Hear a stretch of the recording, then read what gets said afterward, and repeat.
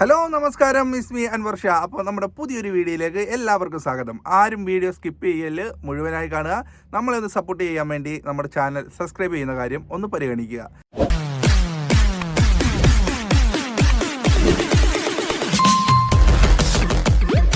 അപ്പം നേരെ നമുക്ക് വിഷയത്തിലേക്ക് വരാം. ഈ ഇലക്ഷൻ സമയത്ത് ഒരുപാട് ഗാനങ്ങൾ നമ്മുടെ സ്റ്റുഡിയോയിൽ തന്നെ ഒത്തിരി പാട്ടുകൾ പാടിയപ്പോണ്ട്. അതിനകത്ത് മാപ്പിളപ്പാട്ട് വരും, ഹിന്ദു ഡിവോഷണൽ സോങ് വരും, സിനിമാ പാട്ട് വരും, തുടങ്ങി എല്ലാ നാടൻ പാട്ട് വരും, തുടങ്ങി എല്ലാ ജോണറിലുള്ള പാട്ടുകൾ പാരഡിയായിട്ട് എഴുതി പാടുന്നുണ്ട്. അത് ആ ഒരു സമയത്തേക്ക് കുറച്ചൊരു ദിവസത്തേക്ക് വേണ്ടി മാത്രമുള്ള ഒരു സംഭവമാണ്. എല്ലാ പാട്ടിൻ്റെ ട്യൂണുകൾ അങ്ങോട്ടും ഇങ്ങോട്ടും എല്ലാം എല്ലാവരും എടുക്കുന്നതാണ്. അങ്ങനെ ഇരിക്കുമ്പോഴാണ് ഒരു പാട്ട്, മറ്റേ പള്ളിക്കെട്ട് ശബരിമലയ്ക്ക് എന്ന് പറഞ്ഞ് നമുക്കറിയാവുന്ന ആ ഒരു ഗാനം പാരഡിയാക്കി പാടി. ആ പാട്ടിൻ്റെ വരികൾ നിങ്ങൾക്ക് എല്ലാവർക്കും അറിയായിരിക്കും. സ്വർണം കട്ടവനാരപ്പാ സഖാക്കളാണ് അയ്യപ്പാ, അങ്ങനെ തുടങ്ങുന്ന ഒരു പാട്ട് കേൾക്കാൻ നല്ല കൗതുകമായിരുന്നു, നല്ല രസവുമായിരുന്നു. ആ പാട്ട് അത്യാവശ്യം വൈറലായി.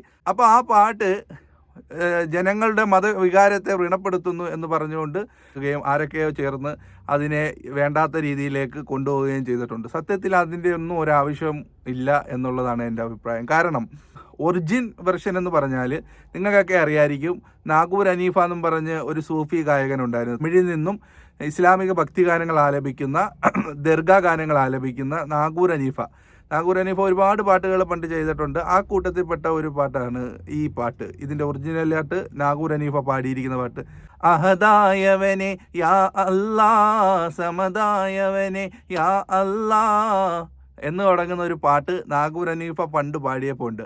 ആ പാട്ടിനെ എന്തെടുത്തു, ആ ഒറിജിനൽ വെർഷനെ ഷൺമുഖൻ എന്ന് പറയുന്ന ഒരു വ്യക്തി എടുത്തുകൊണ്ട് അതിൻ്റെ ഒരു തമിഴ് പതിപ്പാട്ട് ഒരു ഗാനം ഇറക്കി. പള്ളിക്കെട്ട് ശബരിമലയ്ക്ക് കല്ലും മുള്ളും കാലയ്ക്ക് മെത്തൈ സ്വാമിയേ അയ്യപ്പോ എന്ന് തുടങ്ങുന്ന ഒരു പാട്ട് നമുക്കെല്ലാവർക്കും അറിയാം. ഒരുപാട് ഇഷ്ടമുള്ള പാട്ടുകളാണ്. ഒറിജിനൽ വെർഷൻ ഇറക്കിയേക്കുന്നത് നാഗൂർ ഹനീഫയാണ്. ആ പാട്ടിൻ്റെ ഷൺമുഖൻ എന്ന് പറയുന്ന വ്യക്തി അയ്യപ്പ ഭക്തിഗാനമായിട്ട് സെക്കൻഡ് വെർഷൻ ഇറക്കി. അന്നേരം ഒന്നും ആർക്കും ഒരു പ്രശ്നമില്ല. കാര്യം പാട്ട് ഇറങ്ങിക്കഴിഞ്ഞാൽ അത് ആരുടെയും കുത്തകയല്ല. അതിപ്പം പലരും പറയും ഞാൻ ഇറക്കിയ പാട്ടാണെന്ന് പറയാം. എന്നാലും പൊതുസമൂഹത്തിലേക്ക് ഇറങ്ങിക്കഴിഞ്ഞാൽ ആ പാട്ട് ആരുടെയും കുത്തകയല്ല. അങ്ങനെ പല രീതിയിലുള്ള ഗാനങ്ങൾ ഇറങ്ങും. അങ്ങോട്ടും ഇങ്ങോട്ടും കൊടുത്തും മേടിച്ചും, അല്ലെങ്കിൽ അങ്ങോട്ടും ഇങ്ങോട്ടും ട്യൂണുകൾ അങ്ങോട്ടും ഇങ്ങോട്ടും ഒക്കെ എടുത്തും മാറ്റിയും തിരിച്ചും ഒക്കെ തന്നെയാണ് ഇവിടെ പാട്ടുകൾ ഉണ്ടാകുന്നത്.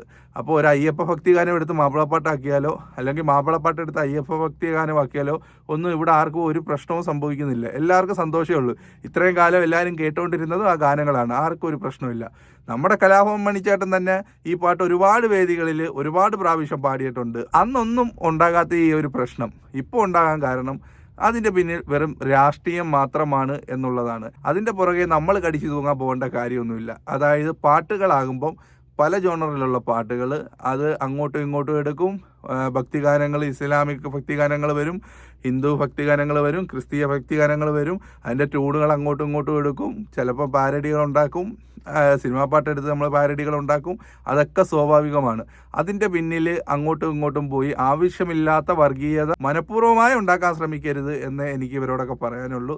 നമ്മളെല്ലാം വർഷങ്ങളായിട്ട് കേട്ടുകൊണ്ടിരിക്കുന്ന പാട്ടുകളാണിത്. അഹദായവനെ യാ അല്ലാ സമദായവനെ യാ അല്ലാ സാമിയേ അയ്യപ്പോ സാമിയേ അയ്യപ്പോ ലാ ഇലാഹ ഇല്ലല്ലാ ലാ ഇലാഹ ഇല്ലല്ലാ. നമ്മളെല്ലാം വർഷങ്ങളായിട്ട് കേട്ട് ആസ്വദിച്ചുകൊണ്ടിരിക്കുന്ന ഈ ഗാനമാണിത്. അപ്പോൾ ഇത് ഏതെങ്കിലും ഒരു പാർട്ടിക്കെതിരെ ആരോപണം ഉന്നയിച്ചുകൊണ്ട് ഒരു പാരഡി എഴുതി എന്നതിൻ്റെ പേരിൽ നിങ്ങൾ ബോധപൂർവമായി തന്നെ വർഗീയമായി ഇതിനെ ചിത്രീകരിക്കരുത്. ഇതിനകത്ത് മറ്റ് പ്രശ്നങ്ങളൊന്നുമില്ല. ലക്ഷക്കണക്കിന് പാട്ടുകൾ പാരഡിയായി ഇറങ്ങുന്നുണ്ട്. ആ കൂട്ടത്തിൽ ഒരു പാട്ടായി ഇതും ഇറങ്ങി, അത്രയേ ഉള്ളൂ. വേറെ അതിനകത്തൊന്നും പറയാനില്ല. അപ്പം ഈ ഒരു കാര്യം നിങ്ങളുമായിട്ടൊന്ന് പങ്കുവെക്കണം എന്ന് എനിക്ക് തോന്നി. അതുകൊണ്ടാണ് ഞാൻ ഇത്രയും പറഞ്ഞത്.